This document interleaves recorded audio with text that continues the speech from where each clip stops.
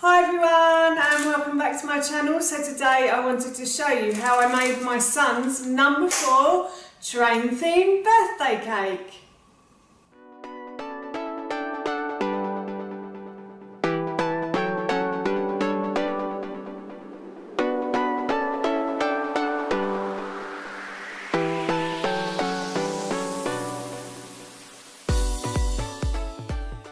So today I wanted to show you how I've made my son's 4th birthday cake.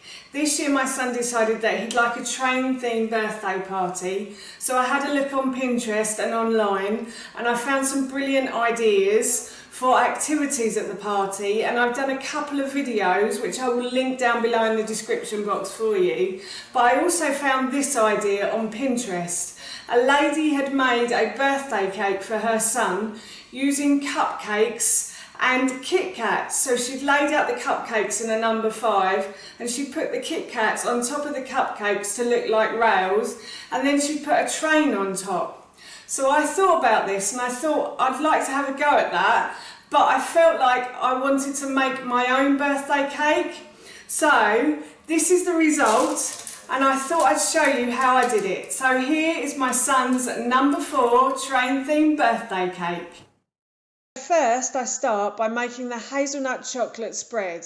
This is for sticking the chocolate rails and the cake together.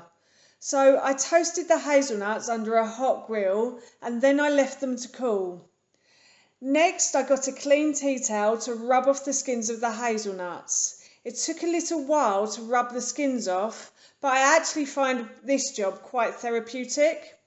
Once I'd rubbed the skins off, I added them to the food processor along with 2 tablespoons of coconut oil, 2 tablespoons of raw cacao powder, 2 tablespoons of maple syrup and 2 tablespoons of coconut milk, but any non-dairy milk will do. Then I blended all of these ingredients together until they formed a smooth paste. Once I had formed the smooth paste, I transferred it to a sterile glass jar and then I put it in the fridge overnight. Next, I made the chocolate for the rails. So I started this part by making the cashew nut cream. I soaked cashew nuts in coconut milk in the fridge overnight, and then I blended all of these ingredients together in my NutriBullet. In the original recipe, which I will link down below for you, I used coconut butter, but I didn't have any today, so I had to improvise with cashew nut cream. Once the cream is blended and smooth, I begin to make the chocolate. So I started by adding 150 ml of coconut oil to a pan, and then I add in 150 ml of the cashew nut paste. And then I added 50 grams of raw cacao powder. Next I added in 2 tablespoons of maple syrup, 2 tablespoons of chia seeds, and finally I added in a handful of chopped mint leaves. Next I stir all of these ingredients together.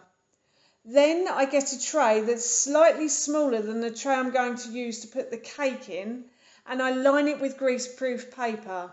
Then I pour the mint chocolate mixture in, and finally I store this in the fridge overnight. Next day I start by making the cake. So I'm making my sweet potato brownie with raspberries. This recipe I will link below in the description box for you. I peel and chop 600 grams of sweet potatoes and then I steam this in a colander over boiling water on a medium heat. I steam the potatoes for about 15 to 20 minutes or until they're soft. I then left it to cool for a while I weighed and measured the other ingredients.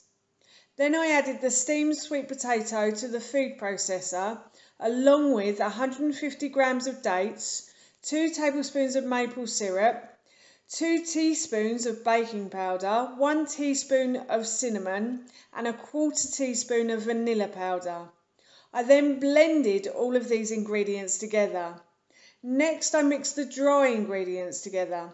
So I added 80 grams of brown rice flour, 100 grams of ground almonds and 80 grams of raw cacao powder to a bowl and mixed them together. Finally, I added the sweet potato mix to the dry ingredients and mixed everything together. Then I put the mixture into a pre-lined tin, and then I put this in the oven for about 25 to 30 minutes on 180 degrees. Once the cake had cooked, I took it out of the oven and I put a skewer in to check it was cooked.